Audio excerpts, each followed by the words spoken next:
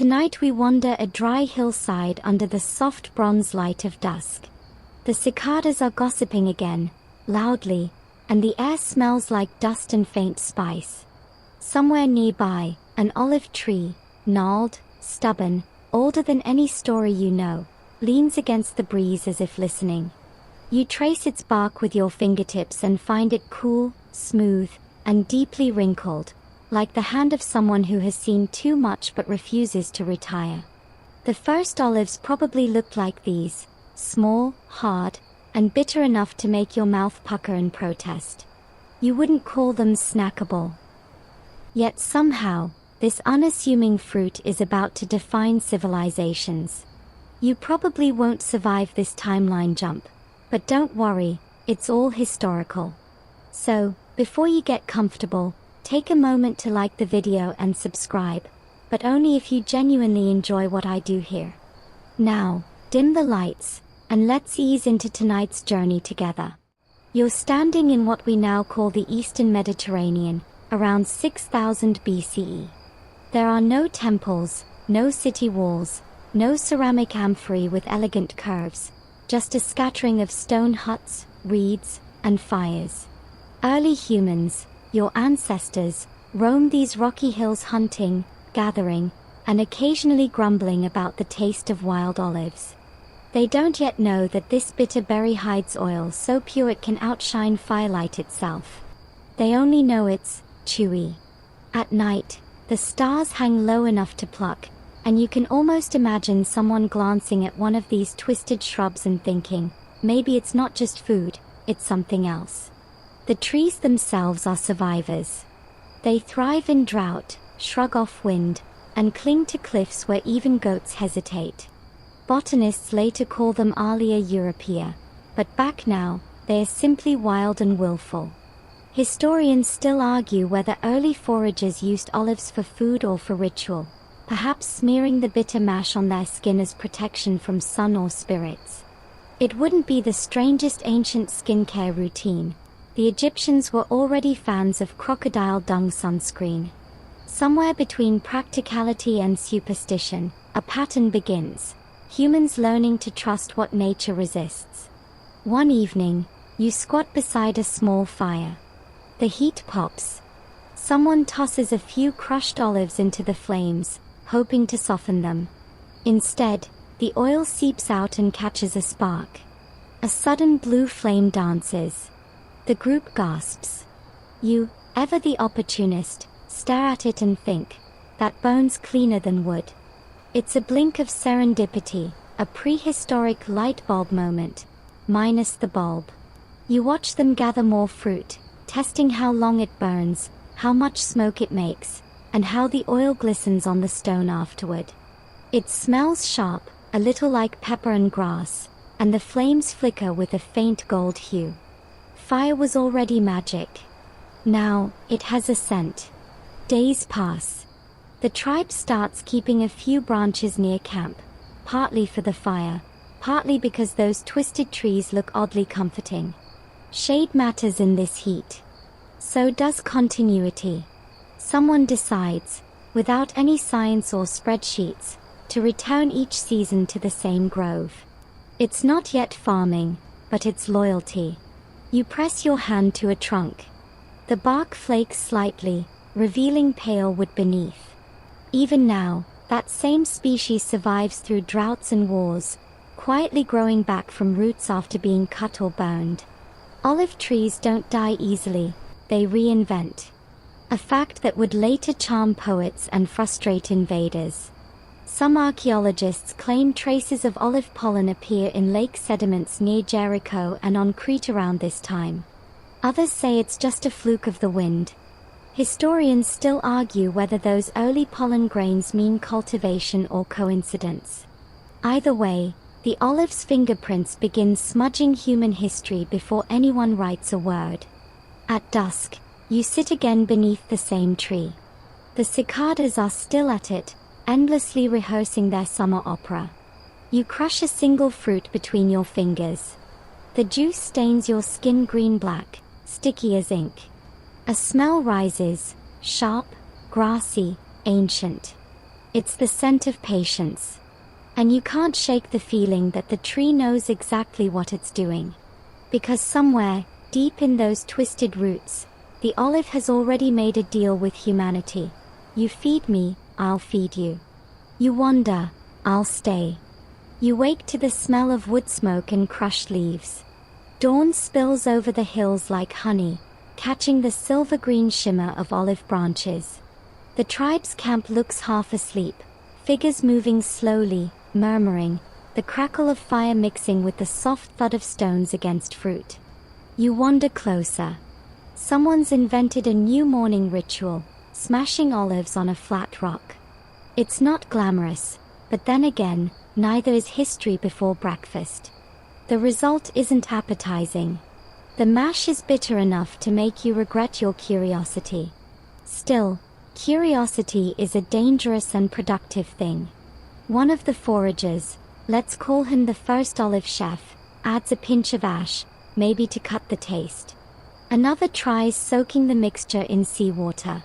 A third, less patient, just grunts and throws it into the fire again. The oil drips out, sizzles, and everyone stares.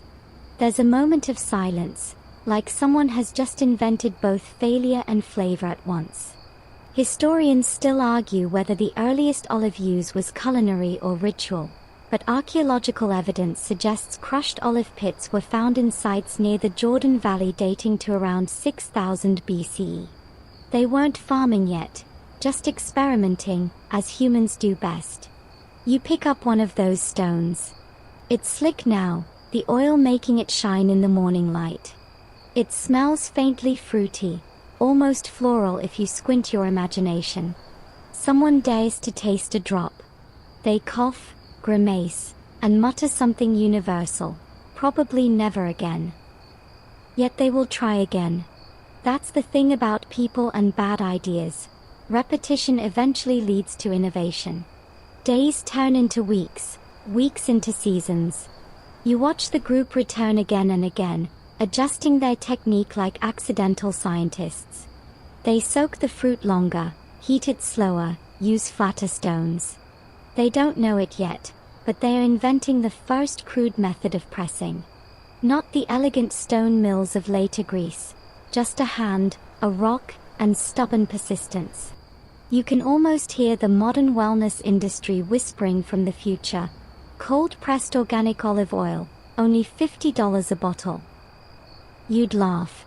But right now, everyone's lips are stained green and nobody's thinking about profit margins. One evening, the air grows cooler, the fire brighter. You sit near the group's matriarch as she dips her fingers into the oily paste and spreads it on a child's cracked skin. The bitterness doesn't matter, it soothes. Maybe that's the first true discovery, not flavor, but healing. Later, she rubs the same mixture onto her hair, murmuring to the fire. The next morning, her scalp doesn't burn in the sun. Coincidence, perhaps, but one the tribe won't forget. Somewhere across the sea, others are learning the same thing. On Cyprus, on Crete, in coastal Anatolia, small groups, scattered and unaware of each other, are playing the same messy game of trial and error. The olive is teaching them slowly, one stain at a time. Historians still argue whether this simultaneous experimentation means shared contact or simply shared climate. But either way, it's happening. Humanity is being domesticated by the olive as much as the other way around. Night again. The stars blink awake, and you can see tiny flickers of light down the valley. Other fires, other tribes, perhaps doing the same thing. Somewhere, an ember pops. The smell of burning olive wood drifts past, smoky, sweet, and almost floral. It's the scent of civilization in its larval stage. You stretch out by the fire, oil still tacky on your fingertips. Your skin glows faintly in the firelight, reflecting that soft golden hue you'll one day associate with temples, feasts, and victory wreaths. But right now, it's just warmth against cold air. A child toddles past, sticky with fruit pulp, laughing as someone pretends to chase them. You realize how absurdly humble this all is. The birth of an empire's favorite crop beginning as a sticky mess beside a campfire. No mythic thunderbolts, no godly decrees, just curiosity, clumsiness, and persistence. Tomorrow, the group will move again, but they'll mark this grove. Maybe they'll scratch a symbol onto a trunk, maybe just remember the shape of the hill. They'll come back. They always do. That's how it starts. Familiarity turning into habit, habit into stewardship. The olive doesn't give up easily, and neither do you. There's something comforting about that symmetry. In the glow of the fire, you can almost hear the future echoing. Temples, trade, rituals, olive crowns gleaming under marble arches. But that's centuries away. For now, it's just you, the fire, and the soft sound of stone on stone, humanity's lullaby before agriculture begins. You return to the hillside years later, though time has gone elastic. The people are still here, but older, leaner, more deliberate. The huts have taken on sturdier shapes, stones stacked instead of scattered. You notice something new too. The wild olive grove isn't quite as wild anymore. A few trees have been pruned. Branches cut, others guided. Someone's been meddling, gently, but intentionally. One of the elders gestures to a sapling growing close to camp. Its leaves are slightly deeper green. Sweeter, they murmur, offering you a small fruit. You hesitate, because you remember last time. But when you bite, the bitterness is softer, almost bearable. A miracle of genetics or patience, or both. Historians still argue whether this kind of early selection happened by chance or careful human tinkering. Maybe someone simply liked that one tree more than the rest and decided to help it along. Accidental domestication, the olive's version of destiny. You watch them take cuttings, thin, hopeful twigs from that sweeter tree, pressing them into damp soil, whispering small prayers. A few don't survive, but one does. It takes root stubbornly, refusing to die. And there it is, the moment agriculture quietly steps forward from chaos. No trumpet blast, no civilization in sight, just a few patient hands and a willingness to wait several years for proof. Time slips again. You sit under that same tree, now taller, thicker, crowned with clusters of green fruit. The people have built low walls around it, perhaps to protect it from goats, perhaps as a mark of respect. You can almost feel their reverence. They've begun naming trees now, small syllables passed from mouth to mouth, like friends. One is the survivor. Another, mother. The olive isn't just a food source anymore, it's a presence. As you walk between the groves, the wind shifts. You catch faint music, flutes, maybe, or pipes. A gathering. The harvest. The first pressing. The air smells sharp and fresh, and you watch them fill hollowed stones with crushed fruit. It's still messy, still imprecise, but this time the oil gleams golden rather than murky green. A shimmer of progress, literally. One man wipes his hands on a rag, leaving dark stains that won't wash out. He grins at you, his face lit by pride. You realize this moment, the first deliberate pressing, matters as much as the invention of bread or beer. Yet no one here will write about it. It will vanish into the soil, leaving only olive pits for archaeologists to debate thousands of years later. Historians still argue whether these first true groves emerged in the Aegean or the Levant. The evidence is blurry: pollen, pottery residues, charred wood. What's clear, though, is that the olive has chosen the Mediterranean as its kingdom. From Syria to Crete, humans and trees are beginning a long codependence based on light, drought, and time. And speaking of time, you notice the rhythm of life has changed here. The people no longer wander constantly. They wait for harvests, for ripening. They've started to settle.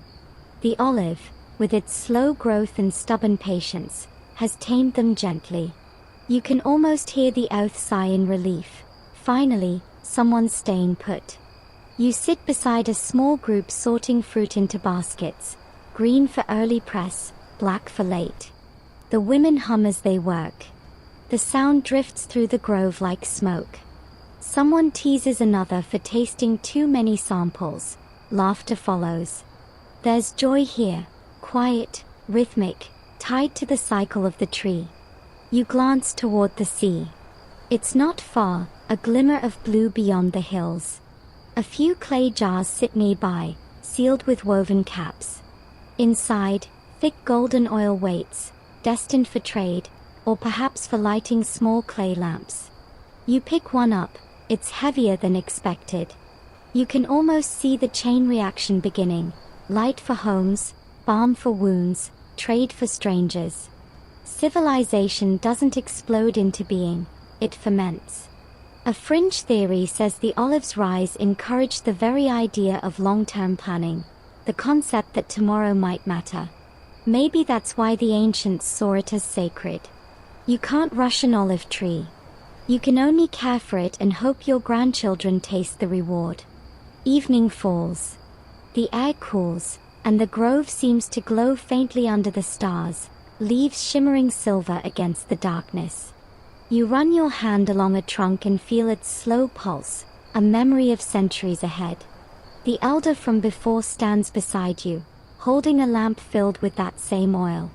He lights it, and a clean, steady flame appears, soft, unwavering. It burns like the sun, he says, not realizing how prophetic that sounds.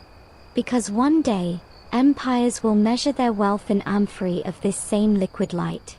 But for now, it's just warmth, and faith that things planted will endure. You smile, eyes heavy, listening to the wind whisper through the branches. The trees seem to murmur back. If patience had a sound, it would rustle exactly like this. The years unwind like smoke, and the grove you once watched has multiplied into dozens. The hillsides ripple with silver leaves, the air sweet with resin and salt. You follow a trail down toward the sea, where the world has gotten busier. Bronze gleams on wrists and blades, sails flap against wind, and shouts echo from ship to ship. Welcome to the age of traders, the Bronze Age, where everything that shines is worth crossing an ocean for. You pause at a small coastal settlement, wooden piers, clay houses, and the ever-present smell of smoke and olives. The people here are different. Lean, salt-streaked, confident. They carry jars, hundreds of them, sealed with wax and stamped with small, careful symbols. You can tell just by the way they handle them that these jars aren't filled with water or wine. They are heavy, precious, and always kept upright. Olive oil, the region's new currency. A merchant grins at you from the deck of a narrow ship, his hands slick with oil from loading amphorae. Doesn't spoil, doesn't spill if you're careful, and worth more than bronze some days, he says, tapping one jar like a chest of treasure. You lean in, the faint scent of green fruit and sun-warmed clay fills the air. Somewhere, a seagull laughs like it knows humanity's found another obsession. Historians still argue whether Minoans or Phoenicians first realized olive oil could travel. Both civilizations left behind enough amphorae to suggest a healthy addiction.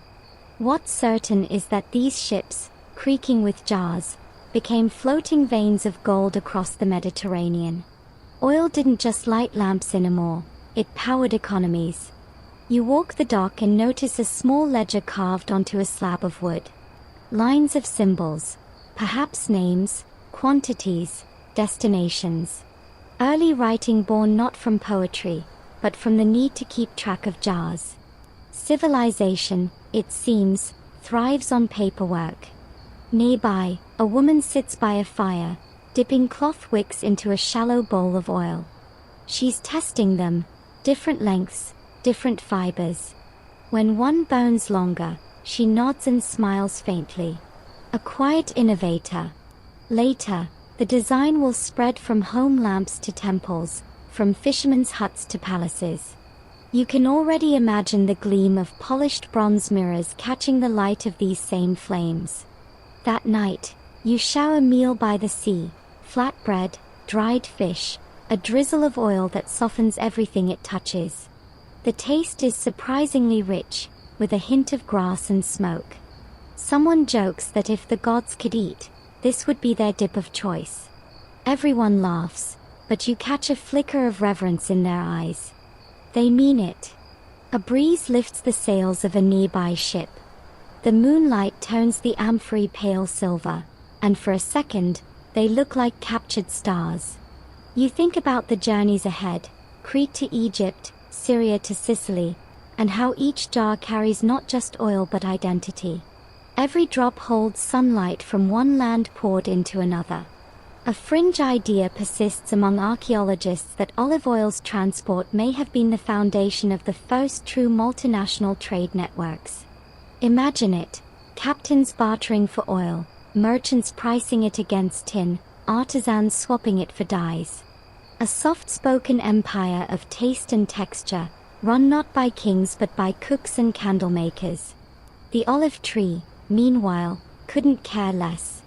It keeps growing, indifferent to profit margins or maritime schedules. You climb the hill one afternoon and see how they've expanded the groves in neat terraces, carved into the limestone like green stairways. It's back-breaking work, but it keeps the soil from washing away. Generations from now, tourists will call it picturesque. For now, it's just survival. Below, the port is alive with motion. Oxen dragging sledges of jars, men sealing lids with clay, women painting markings that denote family symbols. Some of these marks, you realize, will one day evolve into letters. The alphabet owes a little something to olive oil. Who knew? Historians still argue whether olive cultivation shaped Mediterranean culture or if the culture shaped the olive. It's the kind of debate no one can win. But as you watch the last ship fade into the horizon, you get the feeling it doesn't matter. The tree and the people have become inseparable. You linger until the night deepens. Lamps glow across the hills, hundreds of tiny flames flickering in stone windows. The world smells faintly of smoke, salt, and something ancient that refuses to fade. The sea hums below, carrying the memory of oil, gold, and human ambition. You close your eyes. Somewhere out there, a ship captain checks his cargo one last time. He doesn't know it yet, but centuries later, poets will still write about his jars, about light captured from leaves, bottled and traded like faith itself. And the olive tree, patient as ever, keeps watching. Its branches sway in the coastal wind, whispering, as if amused by the idea that humans think they're the ones in control. You open your eyes to the sound of waves still crashing, but the world has shifted. Stone walls now rise above the harbor, banners ripple in the wind, and marble glows beneath a fierce Mediterranean sun. The city's name is Athens, and it hums like a beehive. The air is thick with smoke, sea salt, and ambition. You've arrived at the moment when myth and cultivation intertwine so tightly that no one bothers to separate them anymore. Up the slope of the Acropolis, crowds gather, craning their necks toward a contest among gods. You, of course, already know the story, but seeing it unfold in real time is something else. Poseidon, muscles like sculpted marble and ego to match, strides forward first. He slams his trident into the rock, and water bursts forth, a spring of salt water, glittering and useless. The people cheer anyway, probably out of politeness. Then Athena steps up, calm, deliberate, barefoot on stone. She touches her spear to the ground, and in that instant, a tree appears. Not grand, not glowing, just a small olive tree, gray-green and quiet. It doesn't roar or sparkle, it doesn't flood or rage, it simply is. And that, ironically, wins the day. You can almost hear the crowd murmur in admiration, realizing the divine gift isn't spectacle, it's sustenance. A goddess offers something that feeds, lights, heals, and endures. Poseidon sulks. Athena smirks. You, somewhere in the back, clap softly because you already know how this ends. An entire city crowned with olive leaves, the goddess's symbol carved into every coin and shield. Historians still argue whether the myth came before the tree or the other way around. Did Athens invent the story to explain its favorite crop, or did the legend elevate a humble plant into holy status? Either way, you can feel the reverence in the air. The olive has become more than food, its identity. Later that evening, you wander through the Athenian agora. The market smells of fresh bread, goat cheese, and oil. Potters display new amphora designs, sleeker, decorated with swirling patterns of owls and branches. A merchant calls to you, waving a flask of golden oil. From the goddess herself, he says with a wink. You buy it anyway, partly for the smell, partly for the story. Ancient marketing, divine endorsement, no refunds. In a small courtyard nearby, an old man tends a young olive sapling, brushing dust from its leaves. He doesn't pray aloud, but the way he touches the bark is almost liturgical. This one's from the sacred grove, he tells you. They say it grew from Athena's first tree. You smile, knowing how many such originals must exist, yet you can't bring yourself to doubt him. It's a lovely belief, and perhaps that's what matters. As night falls, the city lights up, not with torches, but with olive lamps. Thousands of them, flickering in windows, lining temples, bobbing in hands. Each one burns clean and steady, feeding the night with golden warmth. The air smells faintly of fruit and flame. You remember the first campfire centuries ago and realize that this is its perfection. Humanity's stubbornness rewarded with elegance. A priestess walks past, her hair braided and her robe stained faintly green at the hem. She carries a small amphora, marked with an owl. For the Panathenaic Games, she explains. The victors don't get gold, they get oil. You blink. Wait. Oil? Indeed, amphorae filled with the purest olive oil are awarded to athletes, worth more than their weight in metal. You imagine future Olympians crying tears of gratitude over a barrel of salad dressing and almost laugh. But then again, in this world, oil is wealth, light, medicine, and blessing all at once. Historians still debate whether the Panathenaic prize amphorae were ceremonial or practical. But fragments of those jars survive, bold black figure designs showing Athena, victorious, flanked by olive trees. A reminder that glory and greenery were once inseparable. You walk up toward the Acropolis again, where the original sacred tree supposedly still grows. It's smaller than you expect, almost unremarkable. The guards keep it fenced, the soil around it freshly raked. You reach out through the bars and touch one of its leaves. It's smooth, waxy, and alive. In that moment, you feel every grove, every trade route, every meal that ever leaned on this humble tree. You understand why gods would fight over it. It represents permanence in a world of ruin. Down the slope, laughter drifts from a taverna. Someone pours oil into a shallow bowl, tears off bread, dips, eats, sighs. The sound of a lyre hums through the air. You sit at a table, the Acropolis glowing above you, and take your own piece of bread. The flavor is grassy, nutty, a little bitter. Ancient. You chew slowly, realizing that this taste has changed almost nothing in 1,000 years, and that's the point. The goddesses' contest wasn't just divine theater. It was a metaphor humanity would never outgrow. Choose what endures quietly over what dazzles briefly. The olive tree, patient as ever, stands as proof that humility can outlast thunder. By the time you return to the Mediterranean coastline, the olive has gone imperial. The Greeks have passed the torch, or rather, the amphora, to the Romans, and the Romans, true to form, have turned cultivation into conquest. The air hums with the smell of dust, sweat, and crushed leaves. Olive groves now stretch across the empire like green veins, threading through Spain, Gaul, North Africa, and the Levant. Wherever a Roman road goes, an olive tree is never far behind. You follow one of those roads, a narrow strip of stone blazing under the midday sun. A line of legionaries marches past, armor clinking in rhythm, their sandals scuffing dust into the air. One of them carries a sapling strapped to his pack, roots wrapped in damp cloth, leaves drooping in protest. You ask why, and he shrugs. The centurion says we plant them where we settle. The trees don't argue. You smile.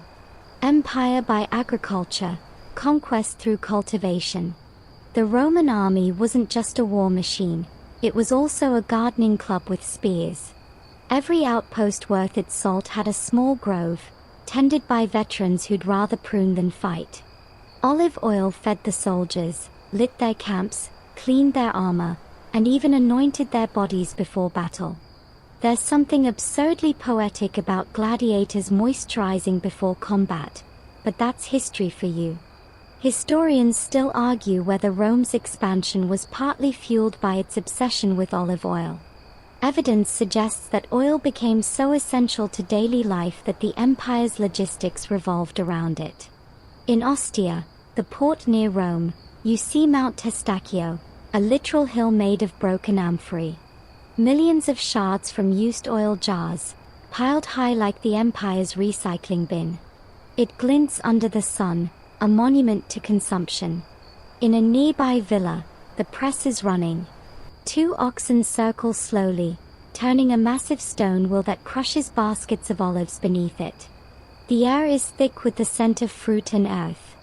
Workers sing as they haul the pulp into woven mats, then stack them in layers beneath a wooden beam.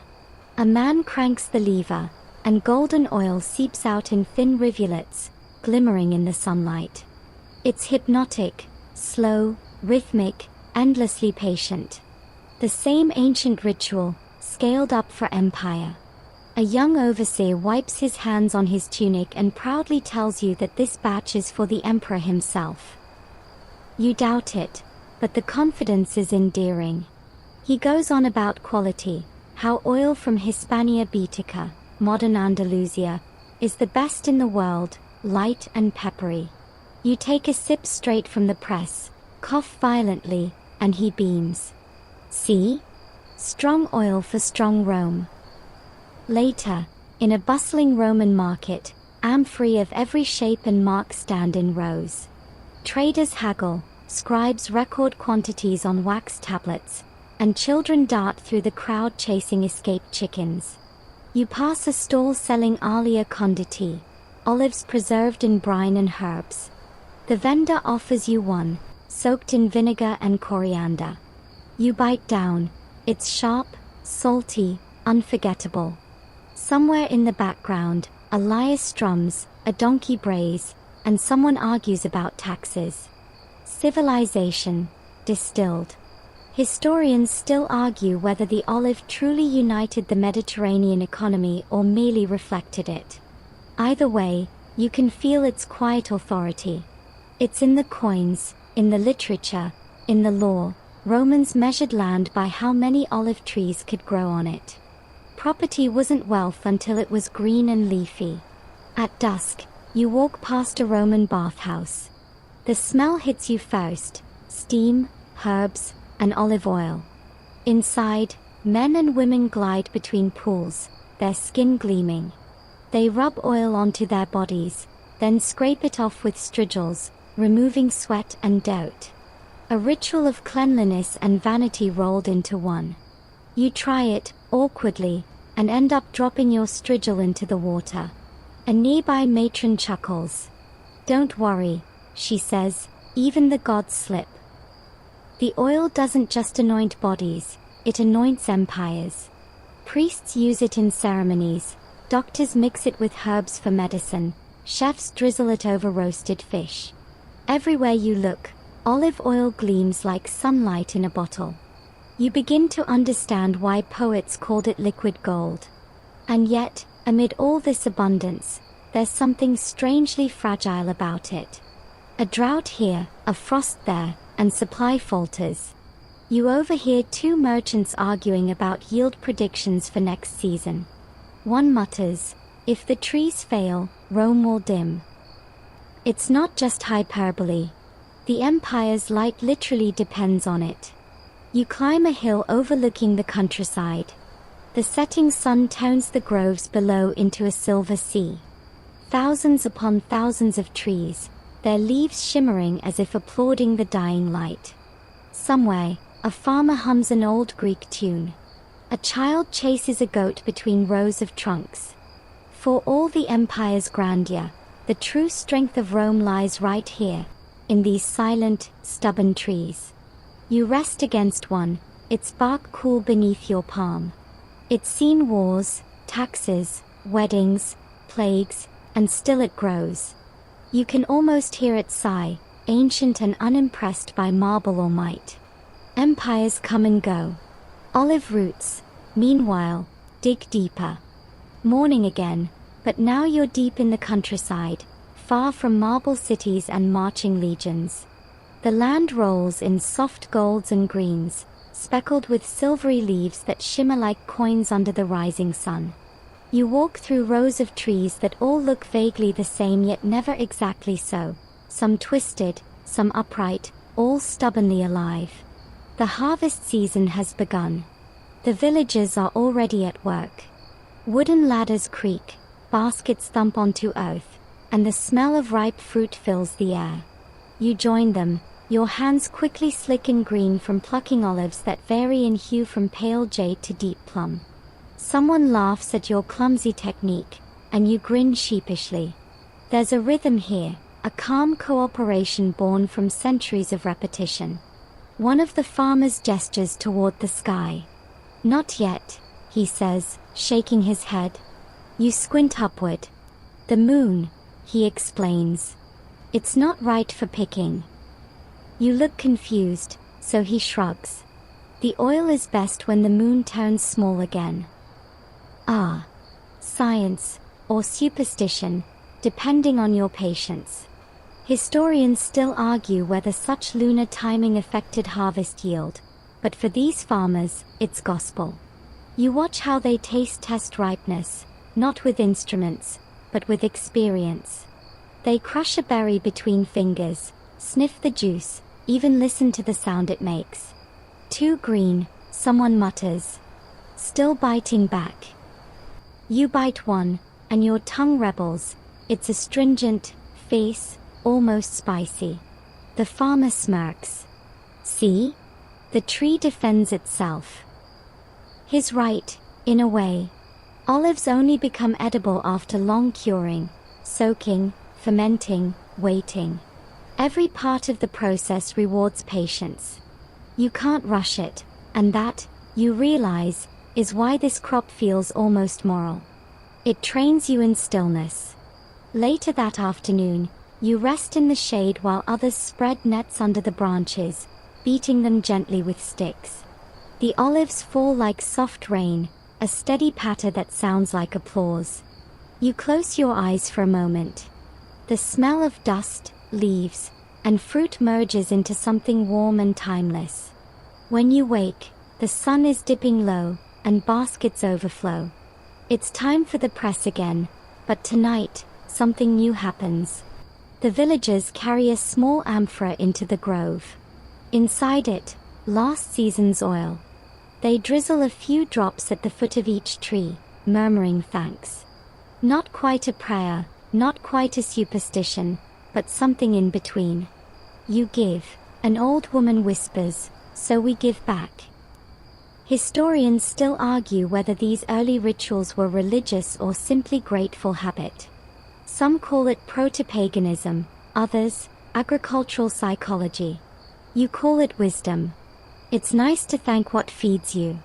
At twilight, the pressing begins. Two men turn the stone wheel, one pushes the lever, another watches the first golden trickle appear. You catch it in your palm, warm, fragrant, alive. It smells faintly of green apples and sun-baked soil. Perfect, the overseer murmurs.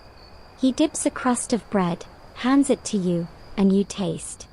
This time, it's not bitter, it's soft, round, and slightly peppery at the end. You close your eyes. Civilization tastes like this. He explains that timing is everything. Pick too early, the oil burns your throat. Pick too late, it's flat and dull. The gods may bless us, he says, but it's the moon that decides. You nod. The blend of faith and practicality feels perfectly Mediterranean. As the night deepens, laughter rises. The workers gather around a fire, passing bread, cheese, and small clay cups of wine. Someone jokes that their olives are better because they argue more during harvest. Another adds, the trees like the noise, it keeps them awake. Everyone laughs. The air hums with warmth and fatigue. Then, amid the chatter, one of the elders clears his throat. Do you know why we never press after dark? He asks. You shake your head. Because the oil listens, he says. It takes on the mood of the night. You grin, assuming he's joking. But he's not. Sadness makes it bitter. For a second, you wonder if he's right. Maybe everything we make carries our tone. You lie down under the trees, the soil still warm beneath you. Above, the branches sway softly, whispering in the wind. Somewhere nearby, the press creaks, slow and steady. You imagine all the generations that will repeat this sound, the same motion, the same smell, the same satisfaction. Historians still debate whether ancient farmer superstitions were scientific observations in disguise. Perhaps they simply noticed what we forget, that attention and respect shape outcomes. You roll over, watching the flicker of firelight through olive leaves. The flames dance, tiny and steady, like miniature suns captured in bowls. As you drift toward sleep, you think about how this rhythm, harvest, press, taste, rest, has repeated for thousands of years without needing improvement. The olive doesn't just endure history, it teaches it. The world changes, but this quiet art of timing and patience, remains perfectly the same. The morning mist curls low along the ground, soft and pearly, hiding the olive trunks until they seem to rise out of the earth like ghosts. You're still in the countryside, but something has changed. The road you walk now is smoother, straighter, Roman. Along its edge stand rows of newly planted olive saplings, each protected by a little circle of stones. Civilization has moved in, as it always does, and the olive has dutifully followed. You pass a group of workers wearing short tunics, sweat already darkening the fabric. They are digging irrigation ditches, shovels flashing in the light. An overseer shouts in Latin, and though you don't understand every word, the tone is clear, faster. You smile faintly. Progress always seems to have that same impatient voice. The Roman Empire adored olive oil almost as much as conquest itself. It greased more than salads. It greased the entire machine of civilization. Lamps burned with it, skin glowed with it, trade ran on it. Even taxes could be paid in amphorae of oil, the empire's liquid gold. You walk past a storage depot, a stone building filled with massive clay jars. The air inside is heavy and fragrant. If money could have a scent, this would be it. You pause as a worker pries open a lid. The smell bursts out, green, sharp, and strangely clean. He dips a wooden ladle and drizzles some onto his arm to show purity. No worms, no smoke, he says proudly. Then, grinning, he wipes the rest on his hair. You raise a brow. Keeps it shiny, he explains. Of course. Even here, 2,000 years before modern influences, the olive remains the original cosmetic brand. But not all olive oil is equal. One amphora bears a black mark, lower grade.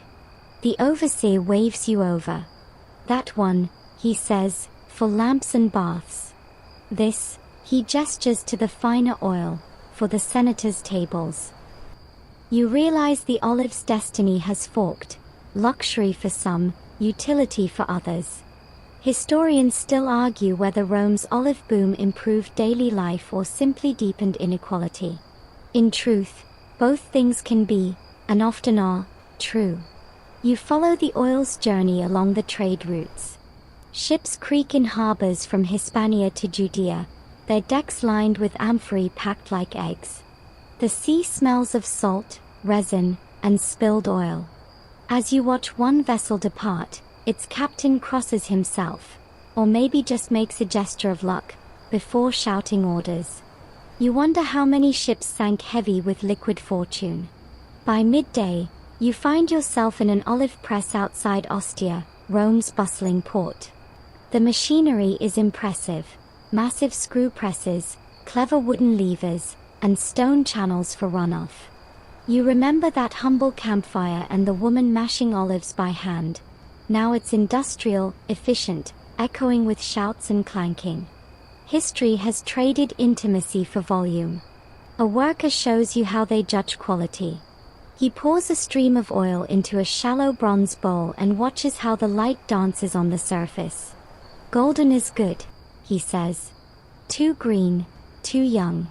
Too brown, too old. You look closer, seeing how the reflection ripples like sunlight on a pond. You imagine emperors inspecting it the same way, pretending to care about flavor while thinking of taxes and ships. That night, you attend a Roman dinner, because why not indulge in the perks of time travel? Reclining on a couch, you watch servants pour olive oil over nearly everything: bread, fish, vegetables, even desserts. It glistens under lamplight, turning each dish into something painterly. A senator boasts about his estate in Hispania, claiming his olives are touched by Jupiter himself. His wife rolls her eyes. "More like your accountant's," she murmurs. You stifle a laugh. The host leans over. "Did you know," he says conspiratorially, "the finest oil is from Baetica. We ship it straight to the capital. Even the emperor uses it." You nod, pretending to be impressed. Historians still debate whether Roman Spain's oil truly surpassed Greece's, but marketing has always been half the victory. Later, as guests drift off and servants scrape the remains of dinner into buckets, you wander outside. The night smells faintly of sea spray and olive smoke. You spot a child playing with an empty amphora, pretending it's a drum. The sound echoes through the courtyard, hollow, ancient, somehow enduring. You sit beside the fountain and watch the moonlight ripple over water. You think about the empire's reach, how olive oil flows through it like blood through veins. It connects farmers to merchants, slaves to senators, provinces to the capital. Every drop tells a story of labor, hope, and the strange persistence of taste. Somewhere far away, another grove is being planted, the same patient ritual repeating under a different sky. You realize this crop has achieved what emperors dream of: quiet, unstoppable expansion. No violence, no speeches, just roots, sun, and time.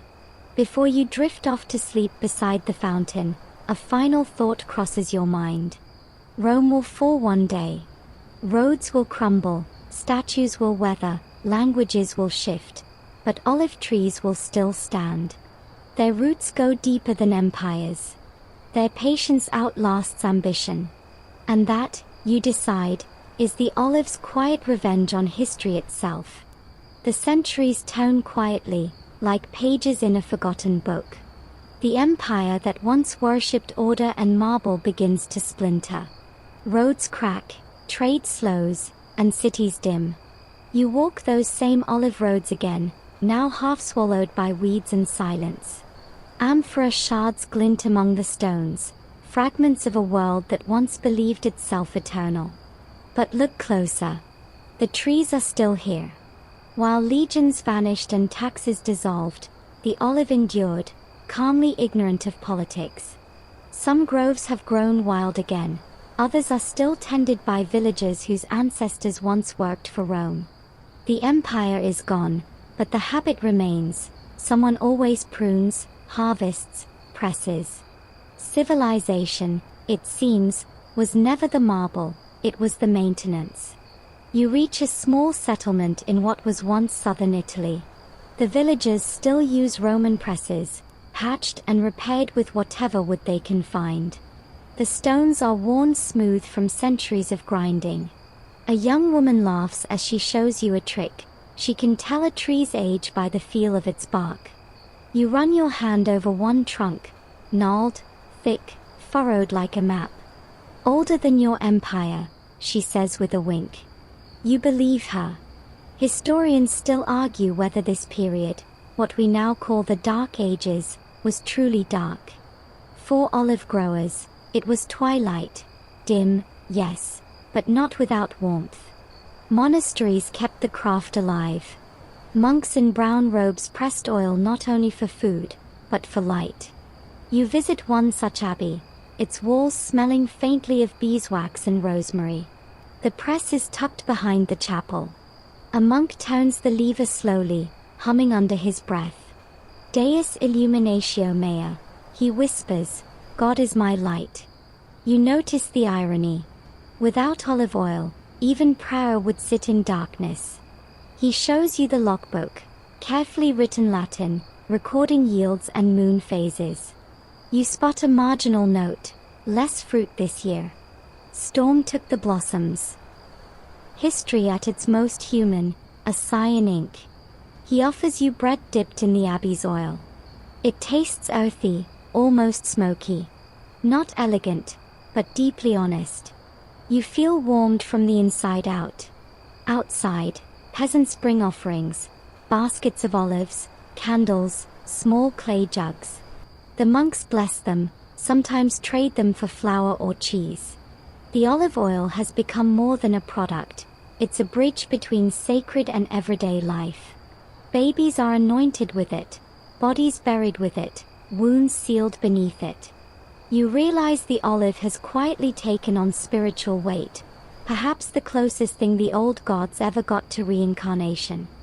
Far away, across the sea, in the eastern lands that still call themselves Rome, olive oil continues to flow, through Byzantium's shimmering markets, into marble-baked palaces and marble baths. The emperors of Constantinople keep the trade alive, their ships carrying golden amphorae along routes older than memory. You picture them in silken sandals, pretending continuity while the world rearranges itself. The olive doesn't mind, it serves whoever tends it. But outside those centers, the Mediterranean is changing. Pirates haunt the sea lanes. Empires rise and fall with alarming speed. You cross to the Levant and find olive trees growing beside ruined temples, their roots wrapped around fallen columns. They look like guardians, ancient, indifferent, serene. A farmer tells you that when a tree is struck by lightning, it doesn't die, it splits, then grows two trunks. Proof, he says, that the olive refuses to give up. Historians still argue whether that resilience was nature's design or sheer stubborn accident. Either way, it fits humanity's mirror image too well to be coincidence. You pass through villages in Sicily, then North Africa, then Spain, each with its own word for oil, each descended from Olim, that Roman whisper of light and taste. In every tongue, it still sounds like reverence. The Moors bring new techniques, irrigation channels, stone mills more precise than anything before. You watch them work, quiet, meticulous, scientific in rhythm. The presses hum again, the amphorae refill, and the oil begins to flow east to west once more. In the markets of Cordoba, merchants praise their wares with the same language you heard centuries ago: pure, golden, divine. Nothing changes, you realize, except the banners overhead. The olive doesn't care whose god is in fashion. It serves everyone equally, with that same patient generosity. That evening, under a twilight sky streaked with violet and smoke, You rest beside a fire of olive wood. The scent is familiar, sweet, comforting, faintly medicinal. Sparks rise like fireflies, and the stars above shimmer through the branches. You think about continuity, the strange human insistence that the world must always be ending or beginning. Yet the olive tree suggests otherwise. Perhaps the world simply continues, and the rest of us are just passing through. Somewhere, a monk's bell tolls. Somewhere else, a farmer whispers a blessing. You close your eyes and picture all those groves across continents, glowing faintly in moonlight like scattered constellations on the earth. History flickers, wavers, dims, but the olive, that humble survivor of storms and empires, keeps its steady flame. You wake to the sound of gulls and merchants shouting across a sunlit harbor. The scent of tar, brine, and crushed olives hangs in the air. The world has shifted again, it's the Middle Ages now, and trade is waking from its long sleep. Ships bob along the quayside, their hulls painted with saints and symbols to protect against misfortune. The Mediterranean hums with movement once more, and olive oil, that old wanderer, is right at the center of it. You follow a merchant through the bustle. He's loud, fast-talking, and smells faintly of garlic and ambition. "Best oil from Provence," he cries, though you suspect the amphory came from somewhere entirely different. Labels mean little here, reputation means everything. He winks at you. If it burns clean, it's holy. If it doesn't, sell it to the tanners. In one corner of the port, monks in brown robes trade oil for parchment and salt. The church now owns most of the groves around here. Olive oil isn't just food, it's ritual, baptisms, blessings, funerals, the light that flickers before every altar. Inside a nearby chapel, you watch a priest refill a lamp before dawn. The flame sputters, then steadies, casting gold across the icon's face. Without olive oil, even prayer would be dark again. Historians still argue whether medieval religion preserved olive culture or merely monopolized it. Either way, it worked. While kingdoms warred, abbeys pressed. In quiet valleys, monks recorded rainfall and yield with more care than most kings gave their heirs. You leave the port and travel inland. Fields unfold around you, patterned in gray-green swaths. The sound of cicadas fills the air, their endless clicking like the ticking of history itself. You reach a small village where women crush olives in stone basins, chatting as they work. The oil runs into clay jars, and one woman dips her finger, tasting thoughtfully. "Too sharp," she says. "The winter was dry." You nod, pretending you know what that means, and she smiles. "You can taste the year," she explains. You realize that olive oil here isn't just food, it's memory in liquid form. Each season, each storm, each drought leaves its signature. You imagine historians centuries later trying to reconstruct climate data from ancient jars, unaware they are studying bottled nostalgia. At the village tavern, you share bread and olives soaked in brine. They are wrinkled, tart, and perfect. A minstrel sings a song about a sailor who carried oil across the sea only to spill it during a storm. He wept, the song goes, for it was worth more than wine, and dearer than gold. You laugh softly. It's funny, yes, but also true. By now, olive oil fuels more than lamps and rituals. It's in medicine, soap, perfume. You watch a young apothecary in a small stone shop mix oil with lavender and beeswax, murmuring ratios under his breath. "For burns," he says. "And heartbreak, if you add enough time." You chuckle, but he doesn't. "Healing is healing," he insists. Historians still argue whether medieval apothecaries understood chemistry or practiced poetic faith. Standing here, breathing in that herbal warmth, you suspect both. Later, you reach a hilltop fortress where the local lord collects taxes in kind, grain, wool, and yes, amphorae of oil. In his great hall, casks line the walls, their surfaces marked with chalk. A servant pours a little onto a plate, hands it to the steward, who tastes it like a wine critic. "Too coarse," he mutters. "From the low fields." You watch him discard it, knowing that low fields probably means poor farmers.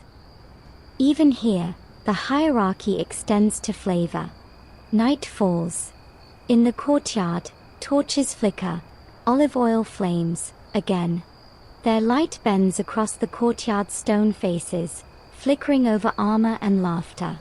The soldiers boast about how the oil keeps their skin soft beneath the metal, though you suspect they are teasing. You test it anyway. The scent lingers on your hand, faintly grassy, faintly divine. Then, unexpectedly, a scholar sits beside you. His robe is patched, his beard full of crumbs. "Do you know," he begins, "that the olive tree was once thought immortal?" You raise an eyebrow. "Not exactly immortal," he corrects himself, "but when you cut one down, it sprouts again from the root. Burn the branches, and still it rises."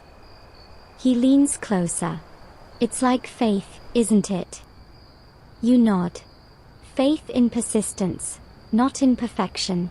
Before sleep, you wander outside the fortress walls. The land stretches dark beneath a moon as bright as polished silver. Somewhere below, countless little fires burn, the homes of farmers, each with its own lamp fed by the same quiet gift. You imagine the glow of those lights merging into one vast constellation across the Mediterranean. Civilizations fade, languages shift, empires dissolve. But the light continues, soft and stubborn, night after night. You smile in the darkness. The olive tree isn't just surviving anymore. It's shaping culture, sanctifying routine, flavoring existence itself. You think of that first bitter paste crushed by a campfire and realize, humanity has been chasing this same golden calm since the beginning. And somehow, even now, it still feels miraculous. The air smells of salt again, but the sails above you are larger now, their fabric painted with strange coats of arms. You're aboard a merchant ship from Genoa in the 15th century, an era of rediscovery, curiosity, and slightly too much perfume. The world is opening up, and olive oil is along for the ride. The Mediterranean isn't the limit anymore, it's just the starting line. You watch as sailors roll barrels of oil across the deck, lashing them down beside crates of spice and cloth. For the north, the captain tells you, squinting toward the horizon, they'll pay triple in Flanders. Poor devils use butter for everything. He shudders theatrically, and you can't help but grin. Historians still argue whether this period marked the first true global trade network, but standing here, feeling the ship lurch beneath you, it certainly feels like a beginning. The voyage is long. The sea shifts from indigo to gray, the air grows colder, and soon you find yourself wrapped in a rough wool cloak that smells faintly of mildew. The sailors use olive oil to waterproof the ropes and soothe their wind-chapped skin. You ask one how it works. "It doesn't," he shrugs, "but it makes you feel civilized." There's truth in that. Civilization often begins with something that smells nice. When you finally dock in Bruges, the air is damp and foreign. The locals peer curiously at the barrels, sniffing cautiously. "Too rich," one complains. "Too southern." You resist the urge to roll your eyes. Still, the merchants know a good profit when they see it. Before long, the oil finds its way into apothecaries and bakeries, even churches where imported oil becomes a mark of prestige. You visit a painter's workshop. The smell of linseed and turpentine fills the air. The artist dips a brush into a mixture of pigments and olive oil, then smears it across a panel. "It keeps the color alive," he says, "like blood that never dries." You shiver slightly. He laughs. "Not literally, traveler. Though some days it feels that way." In that moment, you realize the olive's legacy has slipped quietly from kitchens to canvases. Its oil now illuminates not just lamps but imagination. Renaissance art literally gleams with it. Every saint's halo, every golden field owes part of its glow to an ancient fruit crushed under stone. You stroll through Florence, the air warm with roasted chestnuts and debate.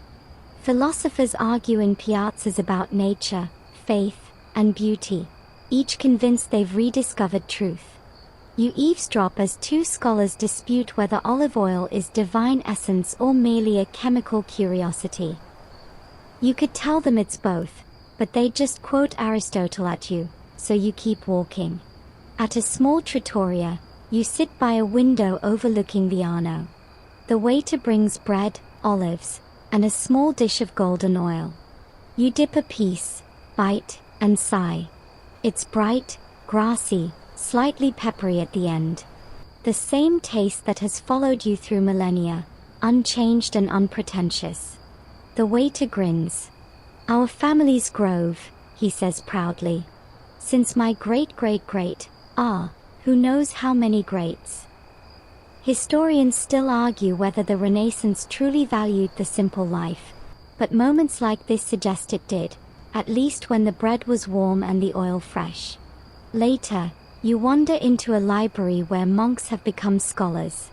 A dusty manuscript lies open, Theophrastus, translated and annotated. In the margins, a note catches your eye. The olive survives all storms, as knowledge should. You smile. Someone, long ago, thought exactly what you did. But beyond Europe, something new is stirring. Explorers speak of vast unknown lands, places where olives cannot yet grow. You overhear one sailor boasting of planting cuttings in the Canary Islands, others dreaming of carrying them to the New World. The idea feels bold, almost arrogant, transplanting thousands of years of Mediterranean patience into unfamiliar soil. Yet you know it will happen. The olive doesn't fear travel anymore. It's restless. One evening, you find yourself in a courtyard in Seville. The walls are tiled in blue and white, the air heavy with orange blossoms. A Moorish fountain murmurs nearby. Your host, a merchant whose ancestors came from both sides of the sea, pours oil into a dish painted with golden stars. "Do you know why we mix olive and vinegar?" he asks. "Because life needs both, the sharp and the soft." You dip your bread again, tasting balance, the same lesson the tree has whispered for ages. Patience and storm. Root and branch. Bitterness and light. As night falls, musicians gather under the arches. Someone lights an oil lamp. The flame catches and steadies, painting faces in amber hues. You lean back, feeling that familiar warmth spread through you, the sense that the world, for all its chaos, keeps rediscovering calm in the same golden drop. You wonder if future travelers will find this same taste on other continents, under strange stars, in unfamiliar kitchens. You suspect they will. Because some things, some symbols, are too simple, too honest to ever fade. You close your eyes and let the scent of oil and citrus drift over you. Somewhere, in the dark beyond the courtyard, a ship creaks as it readies to sail west, carrying, among other things, a few humble olive cuttings. The old world is ending again, and the new one is about to begin. The wind that greets you smells different now, salt, yes, but sharper, colder, full of distance. You're standing on the deck of a ship bound west, its sails fat with promise and ignorance. The year might be 1560, or 1600, it hardly matters. The age of exploration blurs dates like watercolor. What matters is this: somewhere in the hold below, nestled between sacks of wheat and tools and prayer books, are a few tender olive saplings, their roots wrapped in damp burlap. The Mediterranean is fading behind you, and the new world waits ahead, an uninvited blank page. The sailors curse often. The voyage is long and brutal. The trees suffer, too. Some wilt, others cling on. You imagine them whispering to one another, trading secrets about storms and salt air. You help a deckhand water them from a rationed bucket, the brown leaves softening under your touch. "Why bring these weeds?" he grumbles. You smile. They are history disguised as plants. Weeks later, you see land. Baja California, maybe, or Peru. It depends which captain you've hitched a ride with. The coastline rises dry and rugged, the kind of place where only stubborn things survive. Perfect, you think. The settlers dig shallow holes, plant the saplings, cross themselves. The first grove in the Americas is born not with trumpets but with blisters. You crouch to press the soil around one fragile trunk. Its leaves tremble faintly, silver against the sun. You whisper encouragement, as though it could hear, "You've done this before." Historians still argue whether those first trees came from Spain or directly from Jerusalem, but everyone agrees on what happened next. The olive struggled. The New World was too wild, too unpredictable. Some trees died within months, others adapted. Centuries later, in California and Chile, their descendants will thrive. But for now, they are just strangers in a strange land. You travel inland, where missions rise like pale bones against the sky. The friars who build them bring the same persistence as the trees they plant. At San Diego, you help a monk, Father Crespi, press the first crude oil west of the Rockies. The press groans, the oil trickles out cloudy and thick. The monk crosses himself and smiles. "It is bitter," he says, "but so was the beginning of Eden." You taste it. He's right, it's sharp, harsh, half-fermented. But beneath that bite lies something familiar, something ancient. You think of the first woman by the fire millennia ago, crushing fruit on stone. The circle closes in silence. Later, you walk among the missions, the scent of warm dust and sage in the air. The olive trees line the courtyards, their roots pushing through cracked tiles. Children climb them, priests bless them, travelers rest beneath them. The Mediterranean has found its echo here, under a new constellation.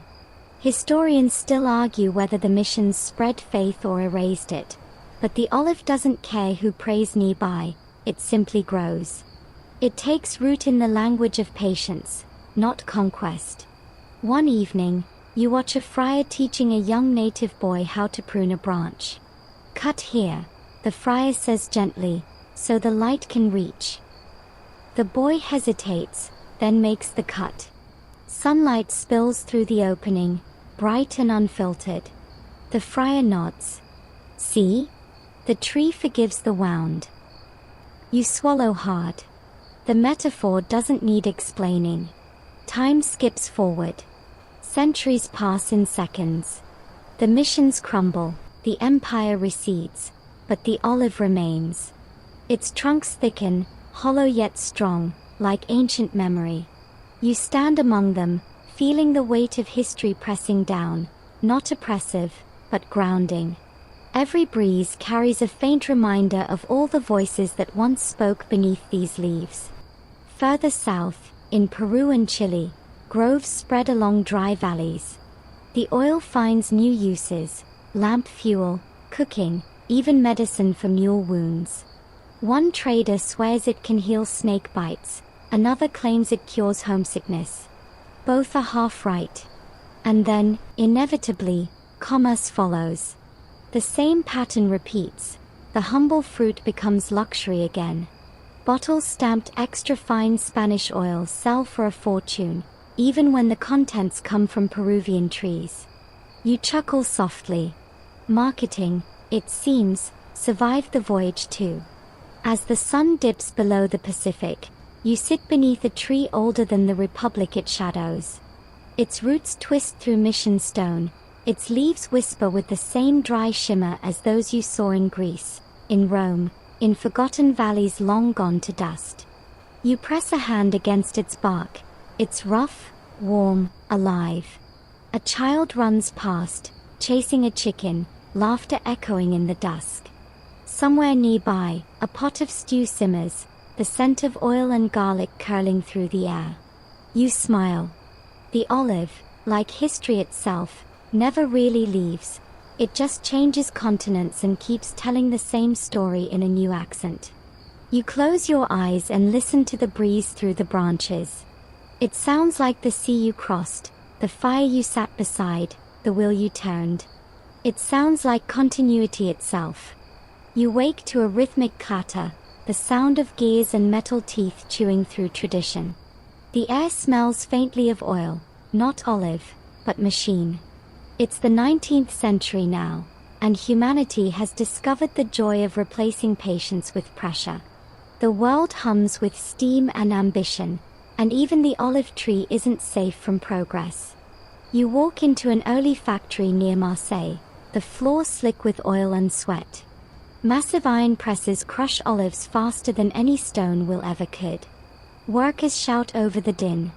The first gush of golden liquid runs through metal funnels, smooth and steady. Someone claps you on the shoulder. "Efficiency, my friend," he yells. You nod politely but glance toward the back of the room, where an old farmer stares at the machines with a kind of weary disbelief. He tells you he used to press oil by moonlight, letting the stones sing their slow, grinding song. Now, he sighs, it's just noise.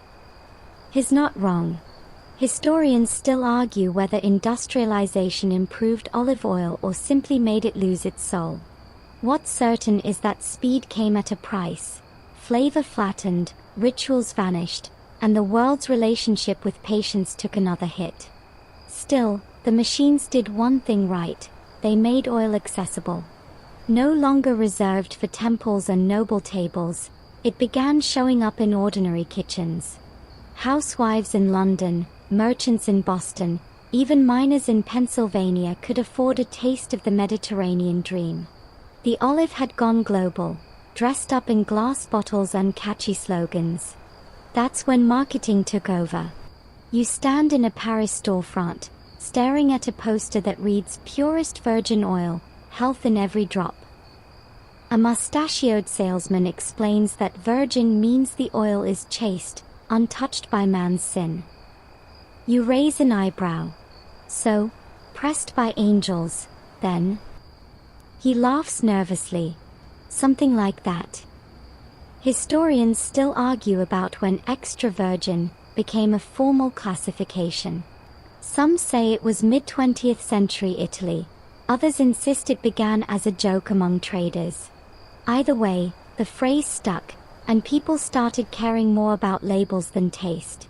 You imagine a Roman merchant shaking his head. Extra virgin?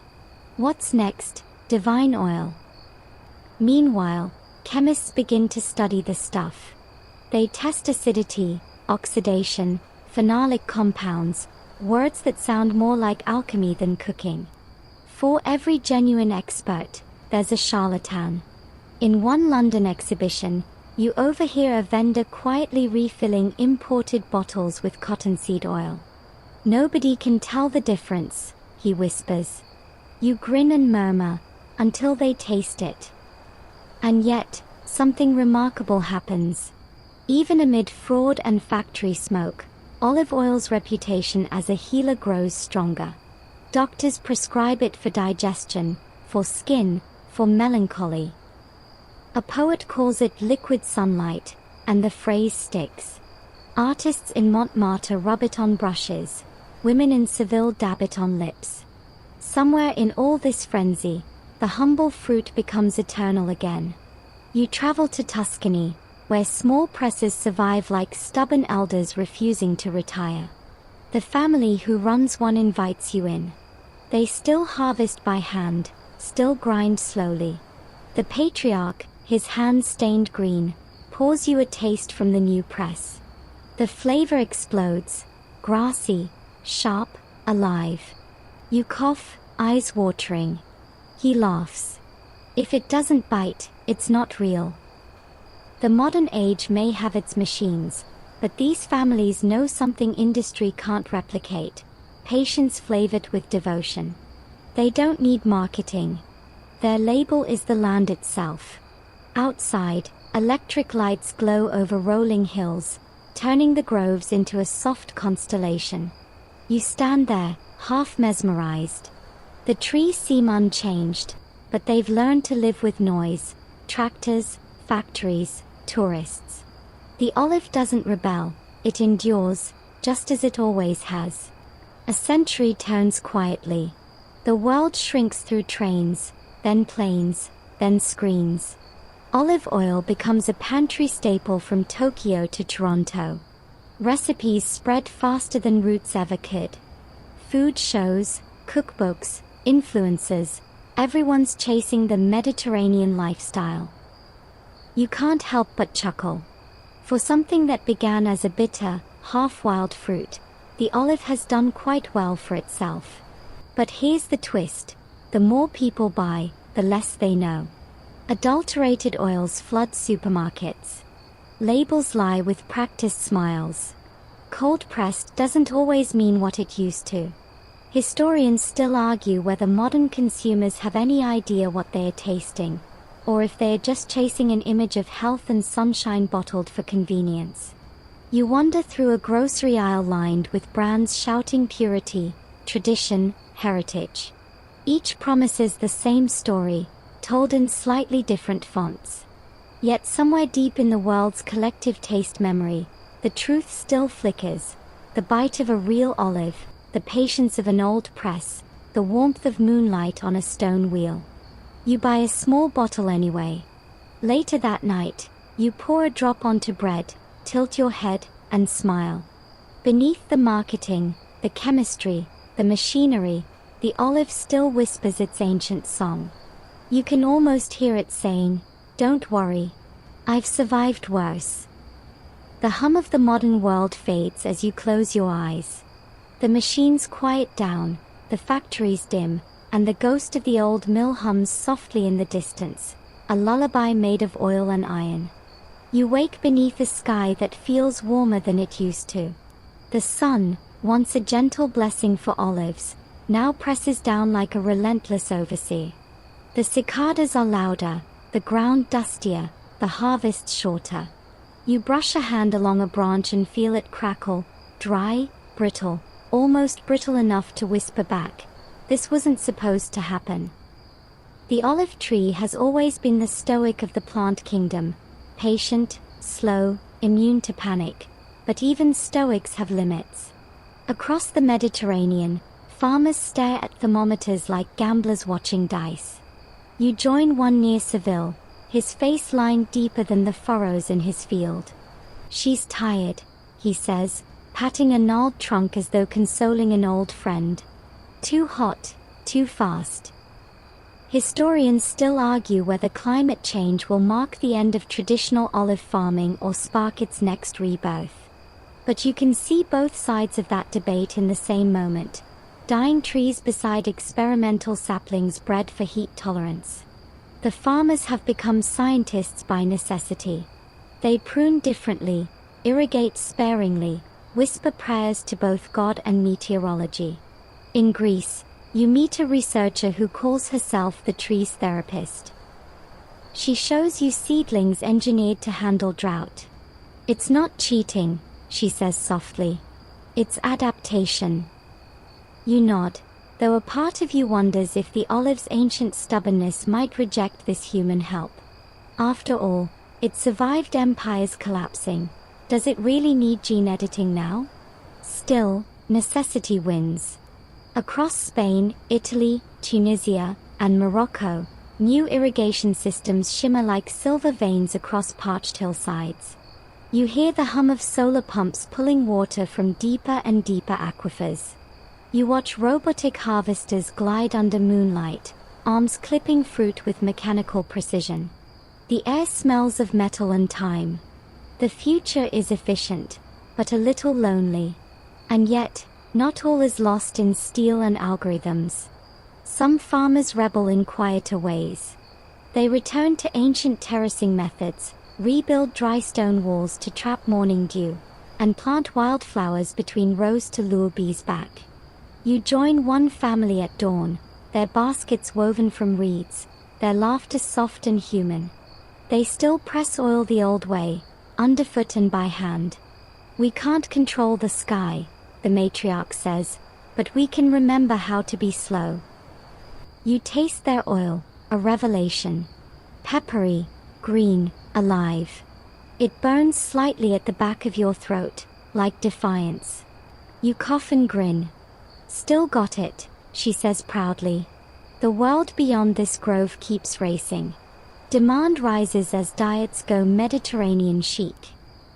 Olive oil finds its way into serums, shampoos, and wellness blogs. Influencers drizzle it over everything short of their laptops. The irony doesn't escape you. The tree that once symbolized moderation is now the face of indulgent simplicity. Humans never met a good idea they couldn't market to death. Still, the tree endures. Its roots dig deeper, chasing moisture. Its leaves toughen, narrowing against the sun. Scientists find trees in Israel and Jordan that have lived through 4 drought cycles and 2 wars. They study them like prophets, tracing the genes of endurance. See this one, a botanist tells you, tapping the bark. She's 600 years old. Been through more heat than we can imagine. You walk through her grove at dusk. The air is heavy, golden, still. The olives glow like green coins, each one a memory of rain. Somewhere far off, thunder murmurs, the old promise of renewal. You whisper to the tree, half a prayer, half a confession, you're tougher than us. Historians still argue about when exactly humans fell in love with the idea of sustainability, but you suspect the olive tree never needed the word. It's been practicing it for millennia, quietly recycling leaves, sharing roots with fungi, healing from its own pruning. A slow miracle hiding in plain sight. One night, you sit beside a young farmer scrolling through climate data on her phone. I don't know if my kids will want this life, she says. Maybe the trees will outlive us. You look at the horizon, where the first stars blink awake. They probably will, you answer gently. But maybe that's the point. She laughs softly. You sound like my grandmother. Then she's a wise woman, you reply. In the distance, wind turbines turn above a line of olive groves, old and new side by side, spinning and growing in quiet rhythm. You close your eyes and let the sounds blur together. The hum of technology, the rustle of leaves, the steady heartbeat of survival. The olive tree, born from myth, tempered by empires, now faces its hardest chapter yet. But if history has taught anything, it's that this tree doesn't break. It bends, waits, and keeps growing, one stubborn root at a time. You take a deep breath. The air tastes of dust and green hope. The olive doesn't ask for applause. It simply endures, and in doing so, teaches you how to do the same. You stand on a hill at twilight, the air mild and humming. Before you stretches a valley of olive trees, their silvery leaves trembling as though whispering to one another in a language you almost understand. It could be Greece, or southern Italy, or Palestine, or none of them. The place doesn't matter anymore. The olive story has outgrown geography. It lives wherever patience still has meaning. You walk slowly between the trunks. Some are ancient, hollowed by time, their bark twisted like braided rope. Others are young, thin, hopeful. The ground beneath your feet smells of warm dust and faint sweetness, the scent of oil pressed somewhere nearby. You crouch and touch the soil. It's soft, filled with crumbs of fallen leaves that crumble like old parchment. The earth remembers everything. This grove is a museum and a promise at once. Each tree is an exhibit of survival, through droughts, wars, trade empires, revolutions, and a few too many cooking trends. You pause beside one particularly large trunk. It's hollow wide enough for you to step inside. Inside, it's cool and dim, the bark smooth where centuries of caretakers rested their palms. You lean back against it, close your eyes, and imagine all the hands that did the same. Some were farmers who sang as they harvested. Some were soldiers who buried weapons beneath these roots to keep them from the enemy. Some were lovers carving initials that weathered smoother than their own lifetimes. You realize, suddenly, that no one truly owns an olive tree. You just borrow it for a generation or two. Historians still argue where the very first olive tree stood. Was it in the Jordan Valley? On the island of Crete? Somewhere in Anatolia? The truth may never be known, but you smile, it doesn't matter. The olive's real birthplace isn't a point on a map, it's a human impulse, to nurture something that grows slowly, gives generously, and endures quietly. You pluck a ripe olive from a low branch and roll it between your fingers. It's small, unassuming, almost modest in color. No one looking at it would guess it changed economies, inspired myths, crowned athletes, and soothed the hungry and the wounded alike. You bite into it, bitter at first, then mellow, the taste unfolding like memory. A breeze stirs, rattling the leaves overhead. They shimmer in the last light like tiny mirrors catching the day's last breath. You walk again, listening to the soft percussion of branches rubbing against one another. The sound feels ancient, yet intimate, like someone telling you a secret. You think of Athena's contest, the Roman presses, the monks who refused to quit, the Spanish friars coaxing life from desert dust. You think of industrial machines roaring and modern scientists measuring sunlight in spreadsheets. And through all of it, the olive remains the same humble creature, slow to grow, hard to kill, generous when treated kindly. Some trees here are said to be 2,000 years old. You place your hand on one and feel a faint pulse, or maybe it's your own heartbeat reflected back. The line between the two blurs. You're both travelers in time, after all, both holding the same stubborn will to keep going. A shepherd passes nearby, humming an old tune. His flock trails behind him, the bells soft and lazy in the dusk. He waves to you and gestures toward the trees. They'll still be here when I'm gone, he says. You nod. That's their way. Night thickens.